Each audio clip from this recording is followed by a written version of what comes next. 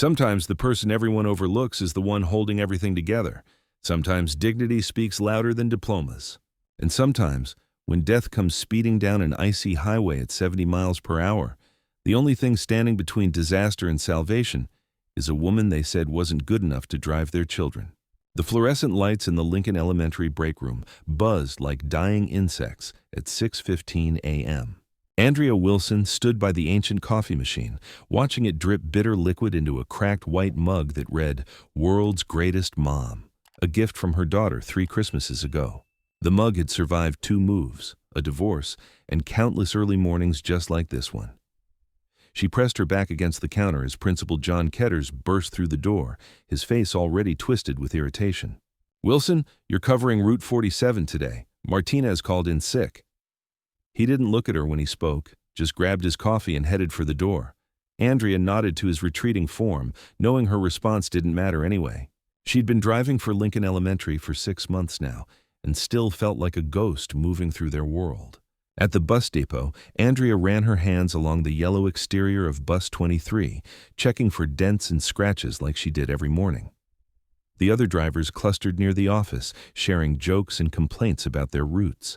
She could hear fragments of their conversation drifting over. "Did you see what happened to Rodriguez yesterday? Kid threw up all over the back seat and she just kept driving like nothing happened," laughed Dave Kowalski, a 20-year veteran who'd made it clear from day one that he didn't think women belonged behind the wheel of a school bus. "That's dedication," replied Susan Chen, though her tone suggested otherwise, or stupidity. Their laughter carried across the lot but stopped abruptly when they noticed Andrea listening. She turned back to her inspection, running her fingers along the emergency exit handles with practiced precision. Her movements were methodical, careful, habits learned from her father, who'd driven trucks for 30 years before his heart gave out. Inside the bus, Andrea adjusted her rearview mirror and caught sight of her own reflection. At 42, she still had the sharp cheekbones and steady gaze that had gotten her through 2 decades of night shifts at Cook County Hospital. But now, instead of scrubs, she wore the Navy uniform of the Chicago Public Schools Transportation Department. The pay was less than half what she'd made as a nurse, but after the lawsuit, after what happened with Dr. Morrison and the cover-up, this was all she could get. She picked up the clipboard and reviewed her route. 37 stops, 43 kids on a good day. The youngest was kindergartner Marcus Thompson, who still cried every morning when his grandmother put him on the bus. The oldest was high school senior Jasmine Parks, who wore headphones bigger than her head and pretended not to notice when the other kids made fun of her clothes. "Safety first, children second, everything else last," Andrea murmured to herself, repeating the mantra her father had taught her. She'd said it so many times it had worn smooth in her mind, like a stone polished by constant handling. At 7:15, she started her route through the South Side neighborhoods, where broken streetlights created pools of shadow between patches of morning light. The first stop was always Mrs. Henderson's house on Ashland Avenue. The elderly woman stood on her porch every morning, watching her grandson Bobby climb aboard with his oversized backpack and crooked smile. "Morning, Miss Andrea," Bobby called out, his 7-year-old voice carrying the formal politeness his grandmother had drilled into him. "Morning, sweetheart. You got your lunch money today?" "Yes, ma'am. Grandma gave me $2 for pizza day." Behind her, she heard snickering from the older kids. $2? That ain't even enough for a slice, someone whispered, but Andrea pretended not to hear. She'd learned that sometimes the kindest thing was to let children keep their dignity, even when others tried to take it from them. The bus filled slowly as they moved through the route.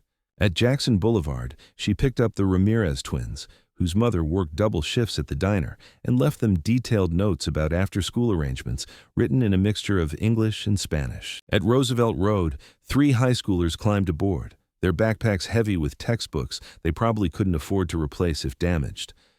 "Yo, Miss Wilson," called out Deshawn, a sophomore who'd been riding her route since September. "My cousin says you used to be a nurse or something. That true?" Andrea caught his eyes in the rearview mirror. "Used to be a lot of things, honey. Now I'm your bus driver." "But why'd you stop? I mean, nurses make good money, right? My mom says they make like 60 grand a year." The question hung in the air like smoke. Andrea felt the familiar tightness in her chest, the one that came whenever someone got too close to asking about her past. She'd been making $73,000 a year at the hospital, plus overtime that sometimes pushed her close to 90. Now she was lucky to clear 28,000, and that was with perfect attendance. Sometimes life takes you in different directions, she said finally. The important thing is doing your best wherever you end up.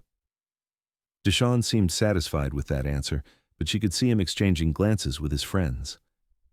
She was an anomaly to them, an educated black woman driving a school bus in a neighborhood where most adults their age were either struggling to find work or working 2 jobs just to keep the lights on.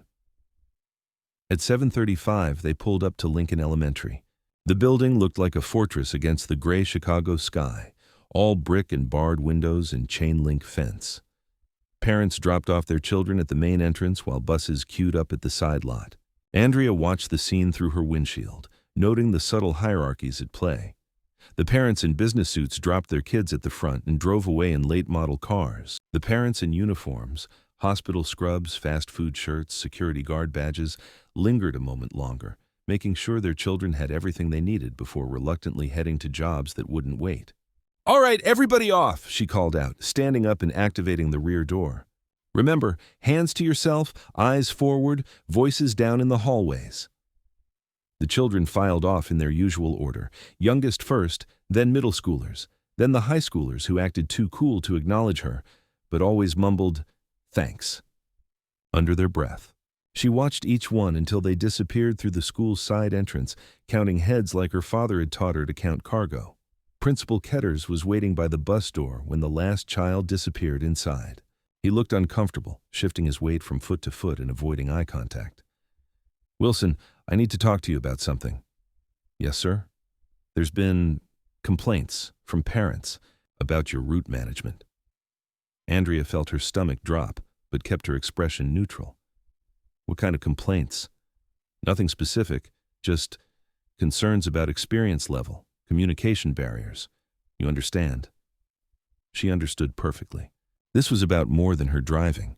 This was about the way some parents looked at her when she stepped off the bus, a black woman with a slight southern accent who didn't fit their idea of who should be trusted with their children. "My safety record is perfect, Mr. Ketters. No incidents, no complaints from the transportation department. The kids like me, and I know every one of their names. I'm not questioning your competence, Wilson. I'm just saying, maybe you could try to be more approachable, more professional in your interactions with parents." The words stung because she knew she was more professional than half the staff at Lincoln Elementary. She'd managed trauma units, supervised medical students, written care plans that had saved lives. But here, in this world, all that mattered was perception. "I'll work on it," she said quietly. "Good. That's good. I knew you'd understand." He walked away without another word, leaving Andrea standing beside her empty bus with the taste of humiliation bitter in her mouth. She climbed back into the driver's seat and gripped the steering wheel until her knuckles turned white. The "World's Greatest Mom" mug sat in its holder beside her, a reminder of the life she'd built and lost and was slowly trying to rebuild. 3 hours later, she was back for the afternoon pickup. The routine was the same, but reversed. High schoolers first, then middle schoolers, then the elementary kids who bubbled with energy and stories about their day. She listened to their chatter about math tests and playground drama and upcoming field trips, filing away details about their lives the way she used to memorize patient charts. "Miss Andrea," said Jasmine Parks, sliding into the seat behind her, "can I ask you something?" "Of course, baby." "My mom says you went to college. Is that true?" Andrea adjusted her mirror so she could see the girl's face. Jasmine was 17, sharp as a tack, and already accepted to 3 universities with partial scholarships. She reminded Andrea of herself at that age, hungry for knowledge and convinced that education was the ticket to a better life. "Yes, I did. Bachelor's degree in nursing from DePaul University. Why do you ask?" "Just wondering. I mean, not many bus drivers have college degrees, you know." "Education comes in all forms, Jasmine. Some of the smartest people I know never set foot in a classroom. But yes, I went to college. Took me 7 years of night classes while I worked full-time, but I made it." "What made you want to be a nurse?" The question was innocent enough, but it opened doors Andrea preferred to keep closed. She thought about her mother, who died of diabetes complications because she couldn't afford insulin.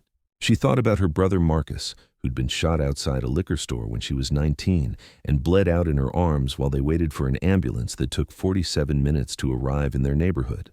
Wanted to help people, she said simply. Figured if I could save even one person, it would be worth it. Did you? Save people, I mean? A few. Not as many as I wanted to.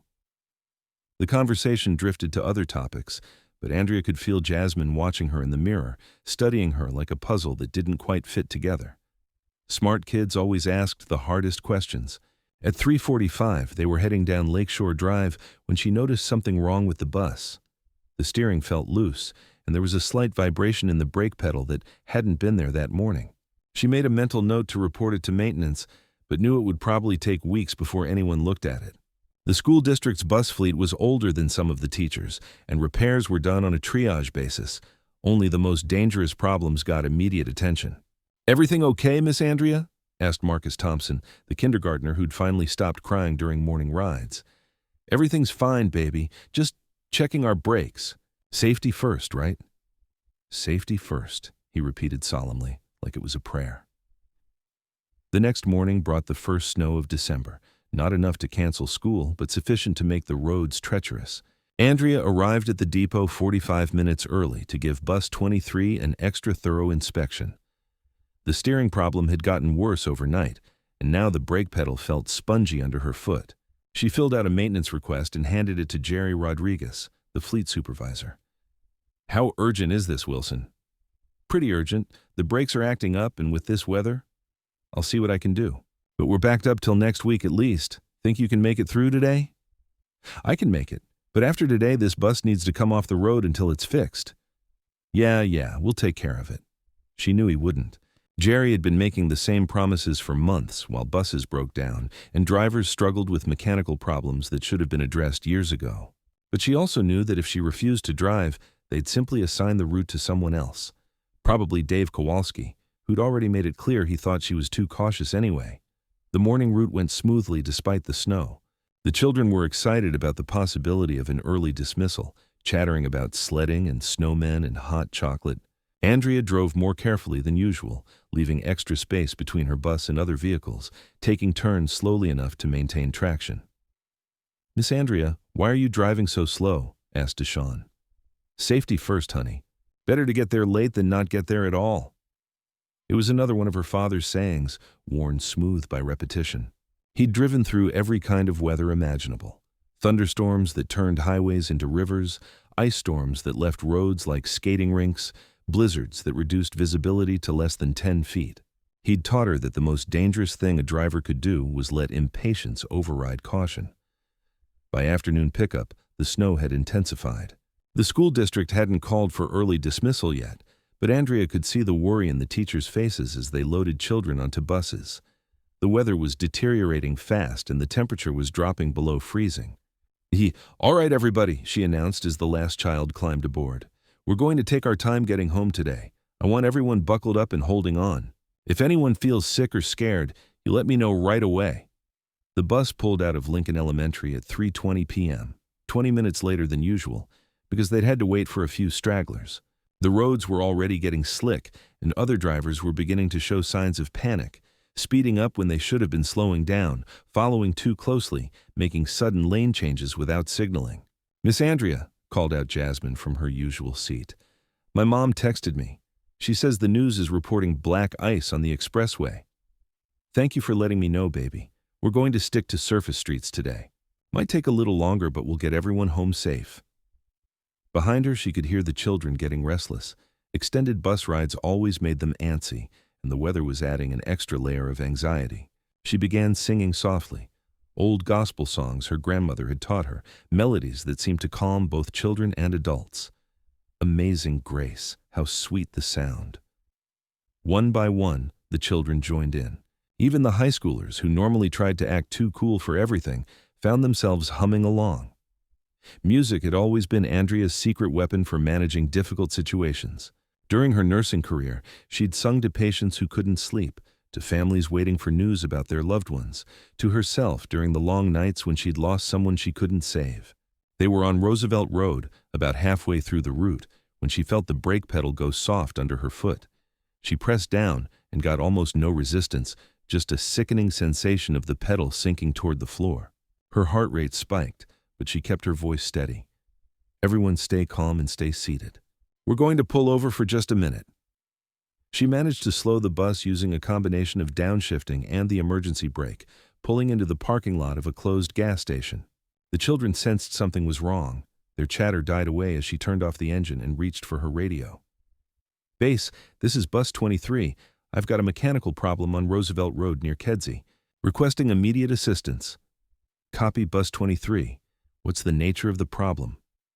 "Brake failure. I've got 43 children on board and the weather's getting worse. I need a replacement bus ASAP." There was a long pause. "Bus 23, nearest available unit is 25 minutes out. Can you continue to your next stop?" Andrea looked at the gas station parking lot, which was rapidly becoming a sheet of ice. She looked at the children in her mirror, Marcus Thompson with his wide, trusting eyes, Jasmine Parks trying to look brave for the younger kids, Deshaun and his friends whispering nervously in the back. "Negative, Base. Vehicle is not safe to operate. We're staying put until replacement arrives." "Copy that. Bus 23, maintaining position." 25 minutes turned into 45. The snow kept falling and the temperature kept dropping. The children were getting cold, hungry, and scared. Some of the parents had started calling the school, demanding to know where their children were. Andrea kept the engine running to maintain heat, but she could see the fuel gauge slowly moving toward empty. "Miss Andrea," said Marcus, his voice small and frightened, "are we going to be okay?" She unbuckled her seatbelt and turned to face the children. "Yes, baby, we're going to be just fine. Sometimes buses break down. That's why they have mechanics to fix them. And sometimes we have to wait a little longer than we'd like. That's why we practice being patient." "But what if the replacement bus can't get here?" asked a sixth grader named Tyler. "What if we're stuck here all night?" "That's not going to happen. I promise you that. But even if it did, we have everything we need. We have heat, we have each other, and we have enough fuel to keep the engine running until help arrives." Her voice was calm and reassuring, but inside, she was calculating odds and scenarios. The replacement bus was coming from the North Depot, which meant crossing several major intersections that were probably getting more dangerous by the minute. If it got into an accident or couldn't make it through the weather, they could be stuck for hours. "Why don't we sing some more songs while we wait?" she suggested. "Anyone know this little light of mine?" The next hour passed slowly. They sang songs, played word games, and shared stories. Andrea told them about her father, who'd driven trucks through weather worse than this and always made it home safely. She told them about her daughter, who was now in college studying to be a teacher, and still called every Sunday to check on her mom. But mostly, she watched the weather and listened to the radio traffic between the dispatcher and the replacement bus driver. The roads were getting worse, and she could hear the strain in the other driver's voice as he struggled to maintain control on the increasingly treacherous streets. At 5:30 p.m., more than 2 hours after they'd first pulled over, she saw headlights cutting through the snow. The replacement bus, a newer model with working brakes, pulled into the gas station parking lot like a yellow beacon of hope. "All right, everyone," Andrea announced. "Our ride is here. I want you to move carefully when we switch buses. No running, no pushing, and stay away from the traffic lane." The transfer took 10 minutes, but it felt like an hour. Each child had to be individually helped from the old bus to the new one, with Andrea and the replacement driver forming a human chain to prevent anyone from slipping on the ice. When the last child was safely aboard the new bus, Andrea climbed into the passenger seat for the ride back to the depot. "Hell of a thing," said the replacement driver, a veteran named Carl Washington who'd been with the district for 15 years. "When Jerry told me about the brake failure, I figured you'd panic and try to make it back anyway. Most drivers would have. Most drivers don't have 43 children depending on them to make the right choice." "True that. You did good, Wilson, real good." The compliment should have felt better than it did. Instead, Andrea found herself thinking about what would have happened if she'd been less experienced, if she'd let fear or pressure from parents override her judgment. She thought about her father's voice. Safety first, children second, everything else last. The next morning, she found a note in her mailbox at the depot. It was from Mrs. Henderson, Bobby's grandmother. "Miss Andrea, Bobby told me about yesterday and how you kept all the children safe when the bus broke down. I want you to know that I trust you with my grandson's life. And I'm grateful that Lincoln Elementary has someone like you watching over our babies. God bless you." It was the first positive feedback she'd received from a parent in 6 months of driving. She folded the note carefully and put it in her wallet, next to a photo of her daughter and a prayer card her mother had given her years ago. But the good feeling didn't last long. At the morning drivers' meeting, Jerry Rodriguez announced that Bus 23 would be out of service for extended repairs, and that Andrea would be temporarily assigned to Bus 19, an older vehicle with even more mechanical problems. "How long is extended?" she asked. "Hard to say. Could be weeks, could be months. Budget's tight and the parts for that transmission are expensive." "What about my route? Those children are used to me, and I know all their stops." "Dave's going to cover Route 47 until we get things sorted out." Andrea felt something cold settle in her stomach. Dave Kowalski was the same driver who'd questioned whether women belonged behind the wheel of a school bus. He was also the one who'd made comments about certain people not being able to handle the responsibility of transporting children. "Mr. Rodriguez, with all due respect, I think I should continue with my regular route. The children know me, their parents know me, and I have a perfect safety record." "Decision's already made, Wilson. Dave's got seniority." "Seniority doesn't mean safety." The room went quiet. Every driver was listening now, waiting to see how far she'd push. Jerry's face darkened. "Are you questioning my judgment, Wilson?" "I'm questioning whether the best interests of the children are being served by this reassignment. The best interests of the children are served by drivers who follow orders and don't cause problems. Do I make myself clear?" She wanted to fight. Every instinct told her to stand up for herself, to point out that she was the one who'd recognized the brake failure before it became catastrophic, that she was the one who'd kept 43 children safe for 2 hours in deteriorating weather conditions. But she also knew that pushing too hard would result in termination, and then who would advocate for these children? "Yes, sir. Crystal clear." "Good. Your new route starts Monday. Bus 19, Route 12. Study the map over the weekend." As the meeting dispersed, she caught Dave Kowalski's smirk and felt her jaw clench. He'd been waiting for this opportunity, a chance to prove that women, especially black women, couldn't handle the pressure of the job. That afternoon, she drove Route 47 for the last time. The children sensed something was different, even though she tried to maintain her usual cheerful demeanor.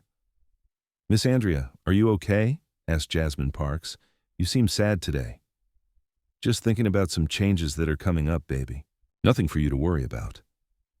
"What kind of changes?" Andrea caught the girl's eyes in the rearview mirror. Jasmine was smart enough to understand what was happening, even if the younger children weren't.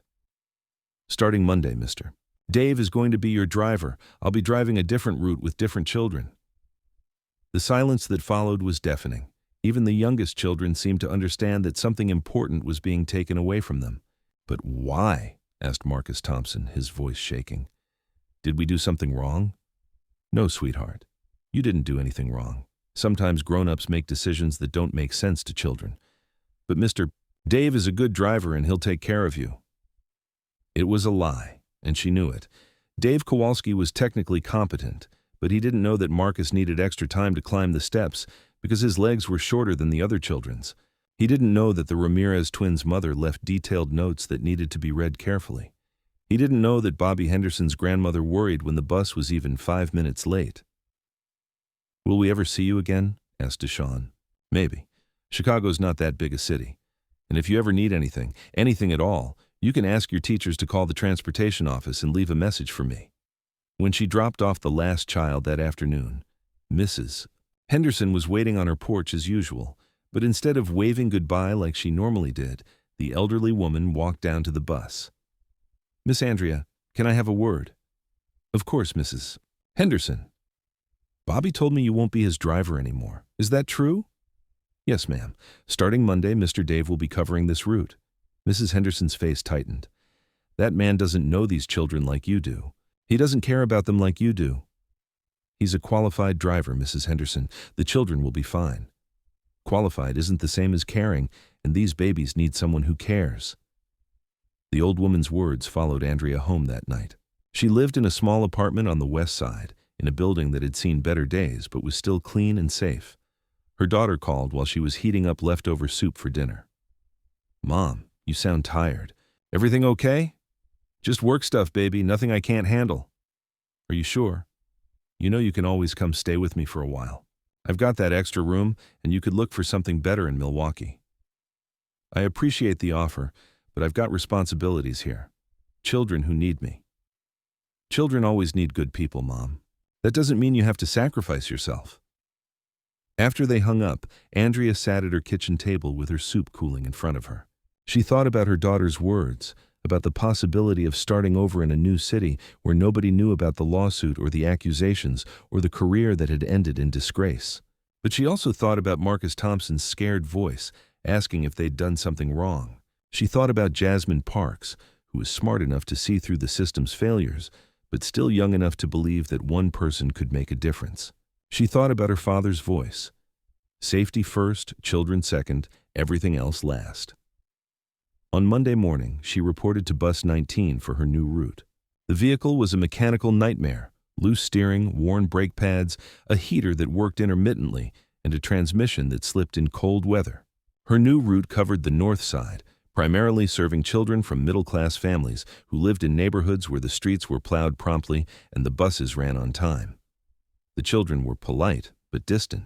Their parents drove newer cars and carried themselves with the casual confidence of people who'd never had to worry about whether their voices would be heard or their concerns taken seriously. They nodded politely when she introduced herself, but she could see the questions in their eyes. Why is this woman driving our children's bus? Good morning, I'm Mrs. Wilson, your new driver, she announced as the first children climbed aboard. What happened to Mrs. Patterson? Asked a fourth grader with perfectly braided hair and a backpack that probably cost more than Andrea made in a week. She transferred to a different route. I'll be taking care of you from now on. Are you qualified to drive a school bus? The question came from an eighth grader in the back, a boy with the kind of casual arrogance that comes from growing up in a world where authority figures looked like his parents. Yes, I'm qualified. I have a commercial driver's license and 6 months of experience with Chicago Public Schools. My dad says 6 months isn't very much experience for something as important as driving children. The comment stung because she knew where it was coming from. Someone, probably the boy's father, had made inquiries about the new driver and decided that Andrea Wilson wasn't quite what they had expected. Your dad is right that experience matters, she said evenly. That's why I drive carefully and follow all safety protocols. My job is to get you to school and back home safely, and that's exactly what I'm going to do. The morning route took 45 minutes compared to the hour and 15 minutes her old route had required. These children lived closer to school, in neighborhoods where bus stops were clearly marked and traffic moved predictably. It should have been easier, but somehow it felt more difficult. At Lincoln Elementary, she waited in the driver's lounge while the children were in class. Dave Kowalski was there, holding court with his usual audience of male drivers. So I told the kid's mother, "Look, lady, I'm not a babysitter. My job is to drive the bus, not to make sure your precious snowflake remembers his lunch money." The other drivers laughed, but Andrea felt her stomach tighten. She knew he was talking about one of her former passengers, probably Bobby Henderson or one of the Ramirez twins. What about the Wilson route? Asked Carl Washington. How's that working out? Different world over there. These kids actually listen when you tell them to sit down and shut up. None of this touchy-feely nonsense about learning their names and asking about their day. Andrea stood up abruptly, her chair scraping against the linoleum floor. Every head in the room turned toward her. "Excuse me," she said quietly, and walked out. She spent the rest of her break sitting in Bus 19, staring out at the playground where children ran and laughed and played games that reminded her of her own childhood. She thought about calling in sick for the afternoon route, but knew that would only give Jerry Rodriguez another excuse to question her reliability. The afternoon pickup was routine until they reached the intersection of Lincoln Avenue and Fullerton Parkway. The traffic light had been malfunctioning all week, creating confusion and delays during rush hour. As they approached the intersection, Andrea could see that cars were backed up in all directions. She'd been through this intersection dozens of times over the past week and had developed a strategy for navigating the traffic safely. But today, a silver BMW cut directly in front of the bus without signaling, forcing her to brake hard.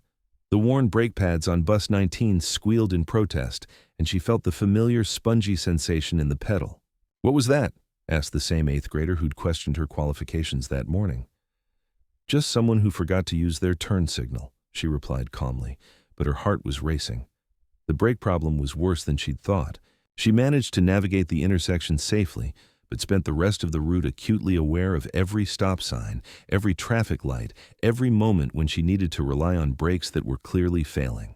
When she finally returned to the depot that afternoon, she immediately filled out another maintenance request. "More brake problems?" asked Jerry Rodriguez, looking annoyed. "The pedal's going soft and there was some squealing when I had to brake hard at Lincoln and Fullerton. This bus needs to be looked at before tomorrow." "Wilson, we just went through this with bus 23. I can't take every vehicle off the road every time a driver gets nervous about a little noise. This isn't about being nervous. This is about 43 children's lives." 43 children? Your route only has 31 kids. She realized her slip immediately. She'd been thinking about her old route, about the children who no longer rode with her but who still occupied her thoughts every morning and afternoon. 31 children, then. The number doesn't change the safety issue. "Look, Wilson, I'm going to be straight with you. You've been here 6 months and you've filed more maintenance requests than any other driver. That's not the kind of record that leads to permanent employment." The threat was clear. Stop complaining about mechanical problems or find yourself out of a job. She nodded understanding, but knew she couldn't compromise on safety, not when children's lives were at stake. That evening, she drove past Lincoln Elementary on her way home. The building was dark except for security lights, but she could see bus 23, her old bus, parked in the lot. Dave Kowalski was doing the post-route inspection, and even from a distance she could see his casual, cursory approach. He walked around the vehicle once, kicked the tires, and called it good. Her phone rang as she pulled into her apartment complex. The caller ID showed a number she didn't recognize. "Hello? Miss Andrea? This is Mrs. Ramirez. Is this the bus driver?" "Yes, this is Andrea Wilson. How can I help you?" "My twins, Carlos and Maria, they ride Route 47. The new driver, he doesn't read the note I send about their after-school care. Yesterday, Carlos was supposed to get off at his grandmother's house, but the driver took him to our regular stop instead. Carlos waited there for 2 hours before a neighbor found him." Andrea felt her jaw clench.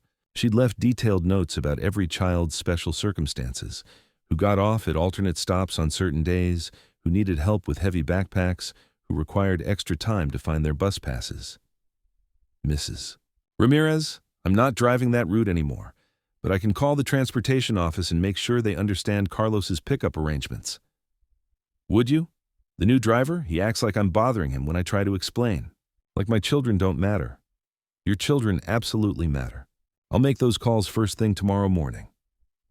After they hung up, Andrea sat in her car for a long time, watching snow fall through the streetlight outside her apartment building. She thought about the choice she was facing: keep quiet and keep her job, or keep advocating for children and risk losing her income. Her father's voice whispered in her memory: "Safety first, children second, everything else last." The next morning, she called the transportation office before reporting to work. "This is Andrea Wilson, driver for Route 12. I need to speak to someone about safety concerns on Route 47. "Hold, please." She was transferred 3 times before reaching a supervisor who listened to her concerns with obvious impatience. "Mrs. Wilson, Route 47 is no longer your responsibility. If parents have concerns about their current driver, they need to call the office directly." They did call. Mrs. Ramirez called yesterday about her son being dropped at the wrong stop. "This is a safety issue that needs immediate attention." "I'll make a note in the file. Is there anything else?" "Yes, I need to report continued brake problems with Bus 19. I've filed 2 maintenance requests this week, and the problem is getting worse. Those requests are being processed according to our standard timeline. Until the vehicle is deemed unsafe by a certified mechanic, you're expected to continue your regular route." The conversation ended with no resolution and a clear message: stop making waves or face the consequences. That afternoon, the brake pedal on Bus 19 went completely to the floor at a stop sign on Diversey Avenue. Only the emergency brake and quick thinking prevented her from rolling into the intersection where traffic was moving at 40 miles per hour. The children screamed as the bus lurched to a stop just inches from the crosswalk. "Everyone stay seated," Andrea commanded, her voice cutting through the panic. Her hands were shaking, but her voice remained steady. "We're going to wait right here until help arrives." This time, Jerry Rodriguez couldn't ignore the maintenance request. Bus 19 was towed back to the depot, and Andrea spent the rest of the week driving a substitute vehicle while waiting for a permanent assignment. On Friday afternoon, she was cleaning out her locker when Principal Ketters appeared beside her. "Wilson, I need to see you in my office." The walk down the hallway felt like a funeral march.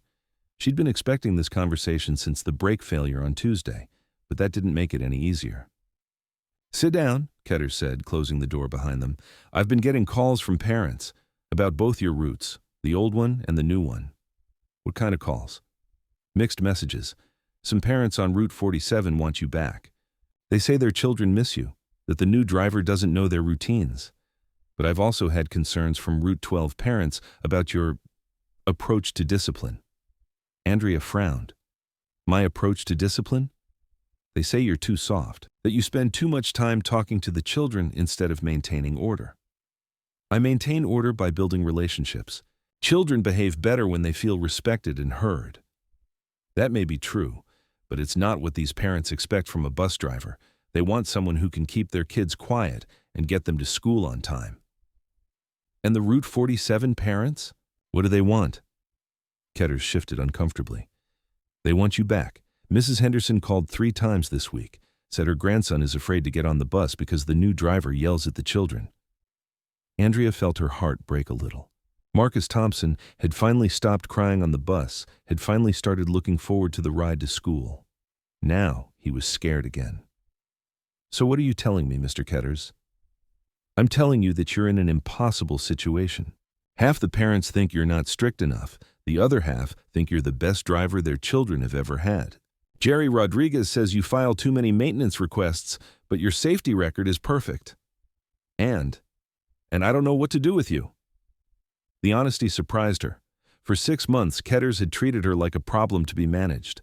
Now, for the first time, he seemed to be acknowledging that she was a person trying to do her job well in a system that didn't seem to want her to succeed.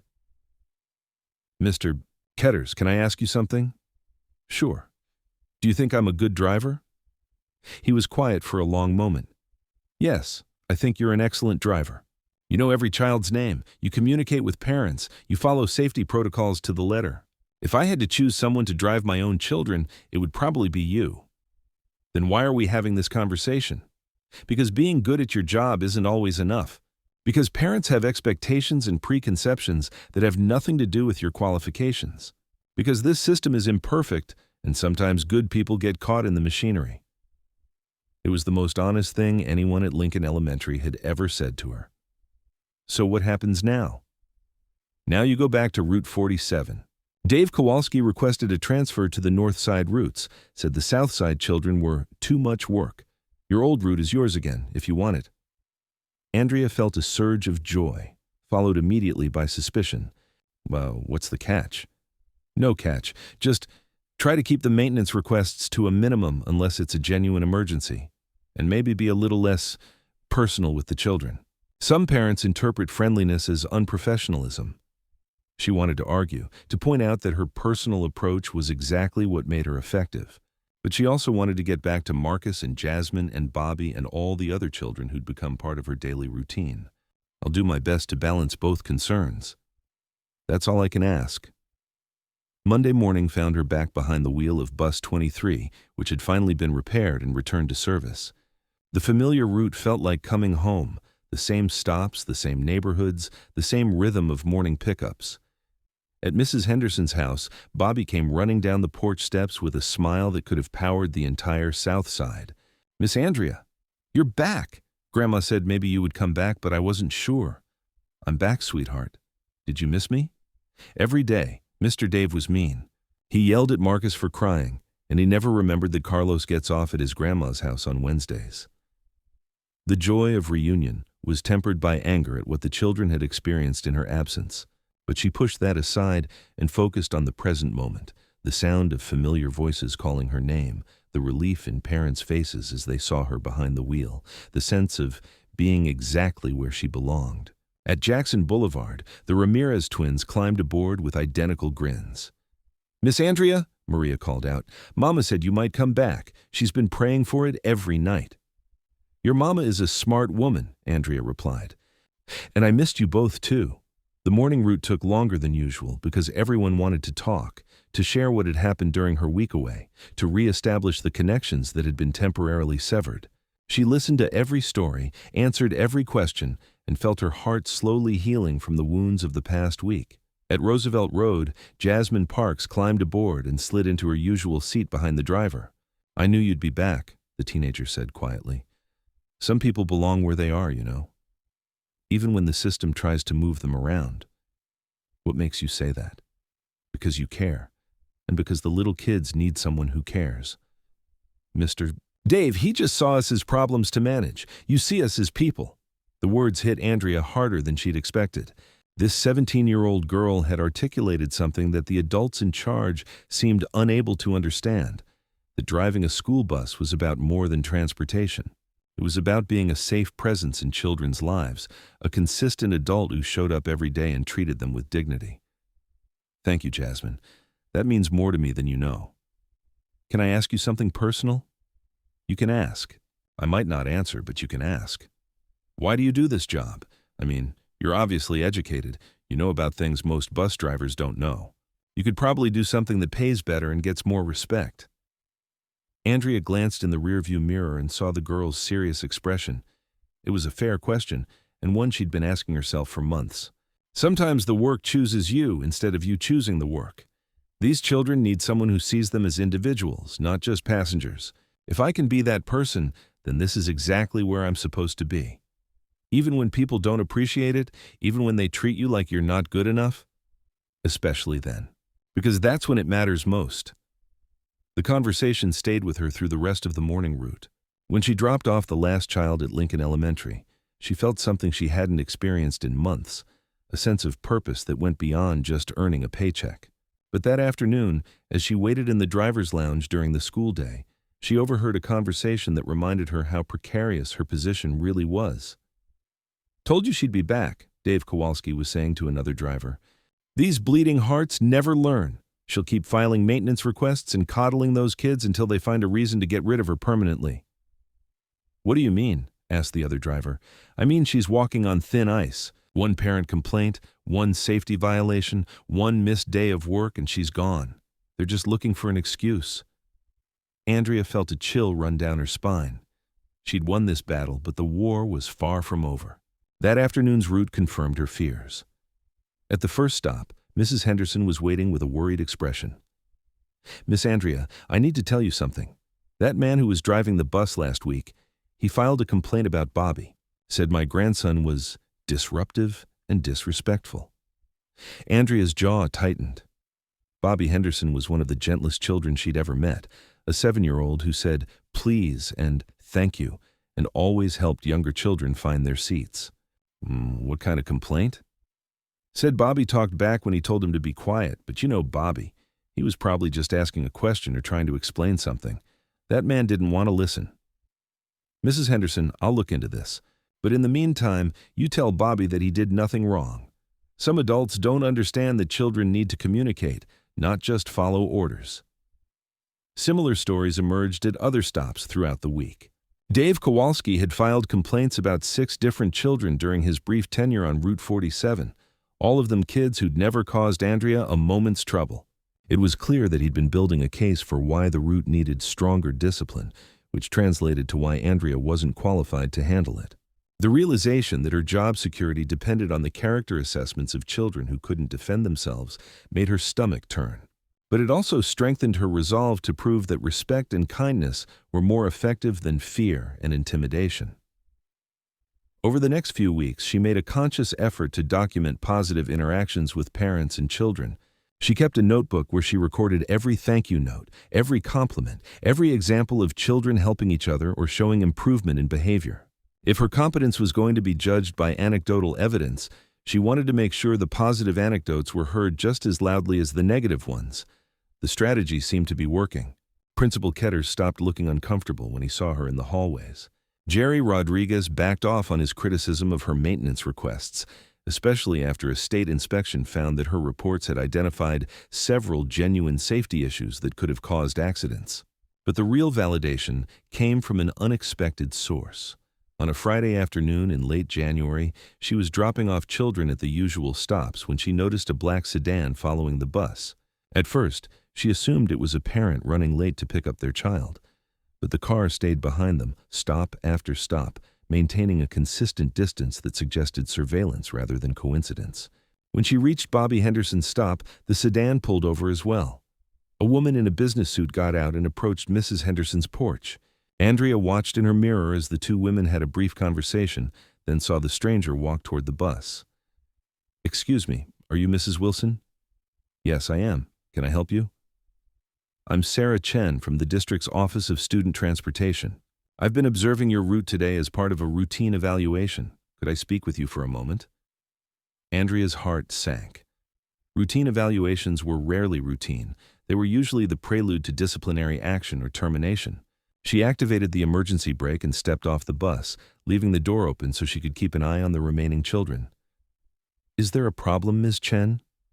"On the contrary, I've been impressed by what I've observed today. The children clearly respect you, parents seem comfortable with your performance, and your safety protocols are exemplary." Andrea blinked in surprise. "I'm sorry?" "We've had some conflicting reports about this route. Some complaints, but also some very strong endorsements. My supervisor asked me to observe firsthand and provide an objective assessment. And I'm going to recommend that you be considered for our Driver Excellence Program. It's a recognition program for drivers who go above and beyond basic job requirements. Comes with a small pay increase and priority consideration for professional development opportunities." Andrea felt dizzy. After months of feeling like she was fighting for her professional life, someone was actually recognizing her work as exceptional. Thank you. I don't know what to say." "You don't need to say anything. Just keep doing what you're doing. These children are lucky to have you." That evening, Andrea sat in her apartment with the world's greatest mom mug cradled in her hands, thinking about the unexpected turn her day had taken. Her daughter called while she was still processing the news. "Mom, you sound different tonight. Good different. What's going on?" "I think I might actually be good at this job." "Of course you're good at it. You're good at everything you put your mind to. What made you realize it?" "Someone finally noticed. Someone who matters." "Well, it's about time. But you know what? Even if they hadn't noticed, it wouldn't change the fact that those children depend on you. That has to count for something." It counted for everything, Andrea realized. The recognition was nice, but the real reward was in Marcus Thompson's smile when he climbed aboard each morning, in Jasmine Parks's thoughtful questions about life and education, in Mrs. Henderson's wave from her porch every afternoon. The next Monday brought the heaviest snowfall Chicago had seen in 5 years. The school district delayed opening by 2 hours, and several routes were canceled entirely due to hazardous road conditions. But Route 47 wasn't canceled, it was just delayed, which meant Andrea had to navigate increasingly treacherous streets with a bus full of children who were already anxious about the weather. She'd been driving for 40 minutes when she noticed the problem. The bus ahead of her, Route 23, driven by a substitute driver she didn't recognize, was moving too fast for the conditions. She could see it fishtailing slightly on turns, taking corners without sufficient caution for the ice-covered roads. "Miss Andrea," called out to Sean from his usual seat, "that bus is driving kind of crazy." "I see it, honey. Don't worry. We're going to stay back and give him plenty of room." But even as she spoke, she could see that the other driver was losing control. Route 23 was approaching the intersection of 95th and Stony Island, a notoriously dangerous spot even in good weather. The traffic light was red, but the bus wasn't slowing down. Time seemed to slow as Andrea watched the scene unfold. The substitute driver was pumping the brakes frantically, but the bus was sliding on the ice, unable to stop. Cars were entering the intersection from both directions, unaware that a school bus was about to run the red light at 30 miles per hour. Without thinking, Andrea grabbed her radio and screamed into it. "Route 23, Route 23, you're running the light at 95th and Stony Island. Brake hard and turn right." The substitute driver must have heard her because the bus suddenly veered right, jumping the curb and sliding sideways into a snowbank. It was a controlled crash, the kind that destroys property but saves lives. Andrea pulled over immediately and called for emergency assistance while keeping her own children calm and seated. Within minutes, police and paramedics were on the scene. The children on Route 23 were shaken but uninjured. The substitute driver was taken to the hospital with minor injuries, but he would recover fully. Later, at the depot, Andrea learned that her radio warning had prevented what could have been a catastrophic accident. The intersection cameras showed that Route 23 would have collided with at least 2 other vehicles if it had continued into the intersection. The substitute driver, a temporary hire with minimal experience, had panicked in the snow and forgotten basic safety protocols. "You saved a lot of lives today," Jerry Rodriguez told her quietly. "That quick thinking on the radio, that's the kind of judgment we need from our drivers." It was the first compliment he'd ever given her, and it came at a moment when she needed it most.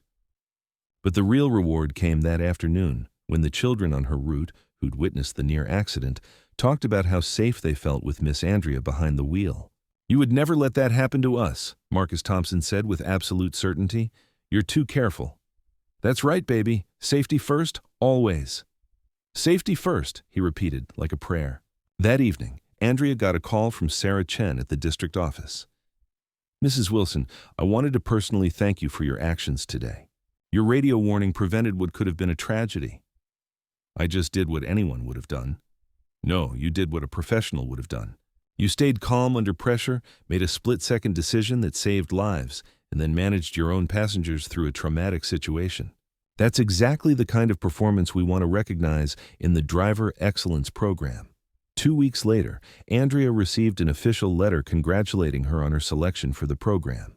The pay increase wasn't much, an extra $50 a week, but the recognition meant everything. More importantly, it meant job security. Drivers in the Excellence Program couldn't be terminated without a formal review process that included input from parents and school administrators. But the letter also contained unexpected news. She was being offered the opportunity to train new drivers, to share her expertise with people who were just starting their careers in student transportation. "It's completely voluntary," Sarah Chen explained when she called to discuss the offer. "You'd continue your regular route, but once a month you'd spend a day at the training facility, working with new hires on safety protocols and student management techniques." "You want me to teach?" "We want you to share what you know. You've demonstrated that it's possible to maintain discipline and safety while building positive relationships with students. That's a skill set we need to pass on to the next generation of drivers." Andrea thought about her father, who taught her everything she knew about driving safely and treating people with respect. She thought about the substitute driver who'd panicked in the snow and how a little more training might have prevented that near accident. "Yes," she said, "I'd like to do that." Her first training session was scheduled for a Saturday in March. She spent the week preparing, thinking about what lessons were most important to share. Safety protocols were obvious: how to inspect a vehicle, how to handle mechanical problems, how to navigate in adverse weather. But she also wanted to talk about the human side of the job, about seeing children as individuals rather than cargo. The training facility was in a converted warehouse on the northwest side, filled with decommissioned school buses that were used for practice driving. 24 new hires sat in a classroom that smelled like motor oil and disinfectant, waiting to learn how to transport other people's children safely. "Good morning," Andrea said, looking out at faces that were mostly younger than her, mostly male, and mostly skeptical about learning from a middle-aged black woman. "My name is Andrea Wilson, and I've been driving for Chicago Public Schools for 8 months. One of the trainees, a white man in his 30s who looked like he'd rather be anywhere else, raised his hand. 8 months? That's not very long. What qualifies you to train us?" It was the same question she'd been asked in various forms since the day she started driving. But now, instead of feeling defensive, she felt confident. "You're right, 8 months isn't very long. But in those 8 months, I've driven over 30,000 miles without a single accident or safety violation. I've managed routes in some of the city's most challenging neighborhoods. I've prevented at least one major accident by staying calm under pressure. And most importantly, I've learned that this job is about more than just driving. It's about being a trusted adult in children's lives." She paused, letting her words sink in. "8 o'clock. If you think this job is just about getting from point A to point B, you're going to struggle.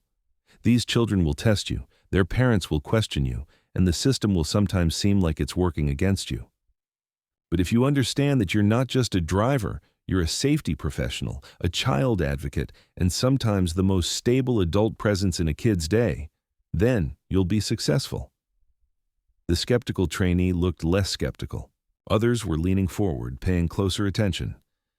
Now, let's talk about vehicle inspections. Every morning before you pick up your first passenger, you need to... The day flew by. She covered everything from pre-trip inspections to emergency procedures to conflict resolution techniques. But the session that generated the most discussion was the one about building relationships with passengers. Children behave better when they feel respected, she explained. That doesn't mean being permissive or failing to enforce rules. It means treating them like human beings who deserve courtesy and consideration. A young woman in the back raised her hand. But what if they don't respect you back? What if they're disruptive or disrespectful? Then you address the behavior without attacking the child. You set clear boundaries, you follow through on consequences, but you never make it personal. And you remember that sometimes a child who's acting out is really a child who's scared or hungry or dealing with problems at home that you can't imagine. That sounds like social work, not bus driving, said another trainee. Maybe.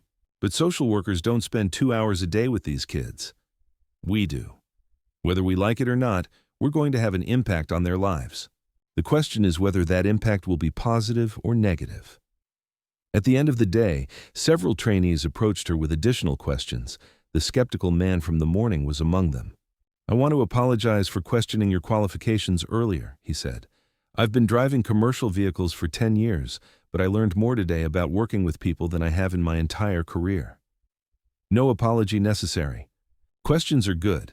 They mean you're thinking about the job seriously. Can I ask you something personal?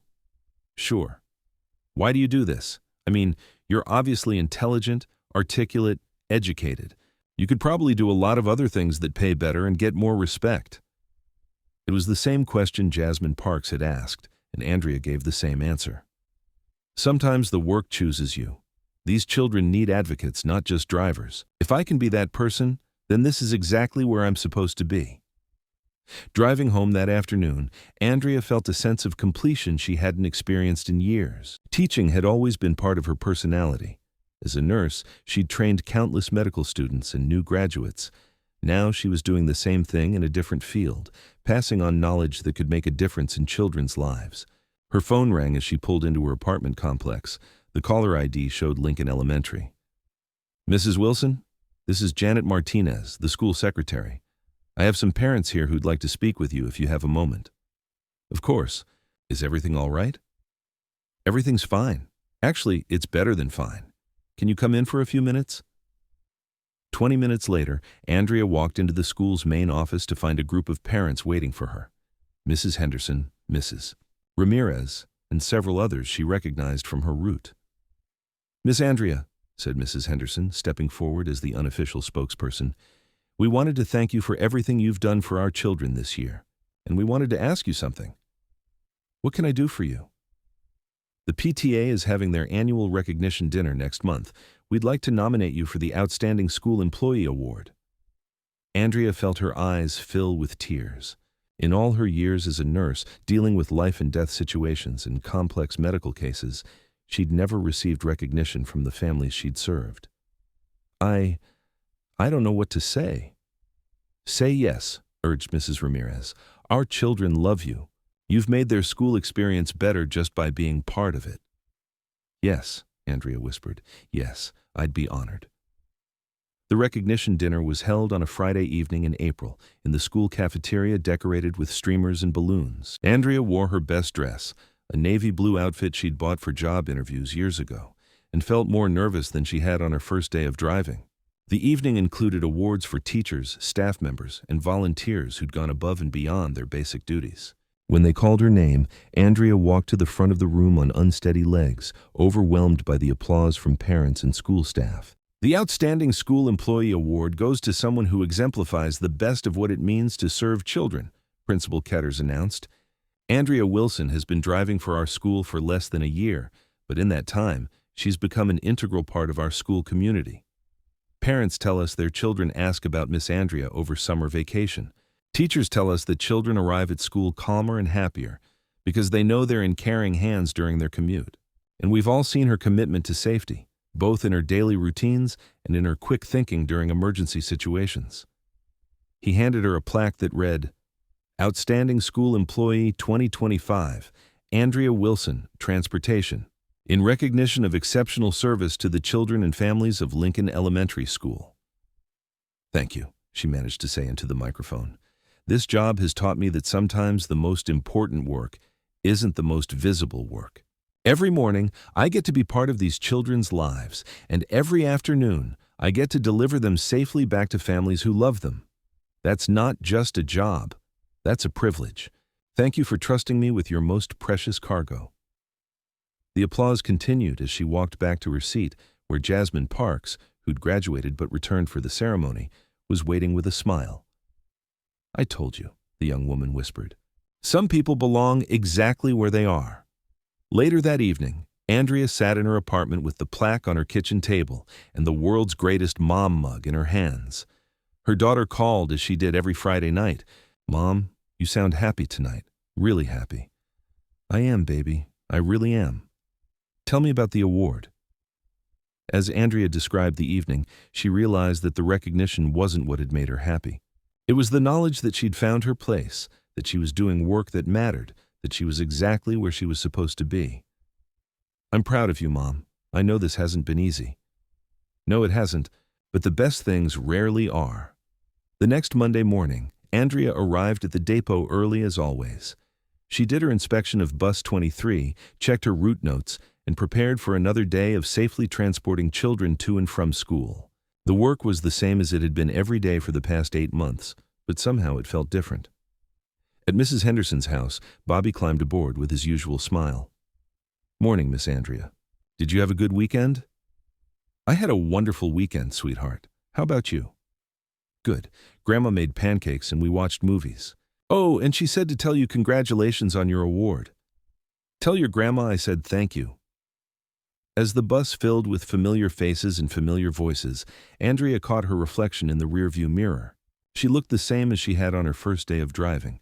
Same uniform, same careful expression, same steady hands on the wheel. But something fundamental had changed. She was no longer the woman who'd been forced into this job by circumstances beyond her control. She was no longer the outsider trying to prove she belonged. She was Andrea Wilson, bus driver, safety professional, child advocate, and recipient of the Outstanding School Employee Award. She was exactly where she was supposed to be. Safety first, children second, everything else last, she murmured to herself as she pulled away from the curb. In the back of the bus, Marcus Thompson heard her words and repeated them softly. Safety first. It was still a prayer, but now it was answered prayer, spoken by a woman who'd found her calling in the most unexpected place, carrying the most precious cargo, one safe mile at a time.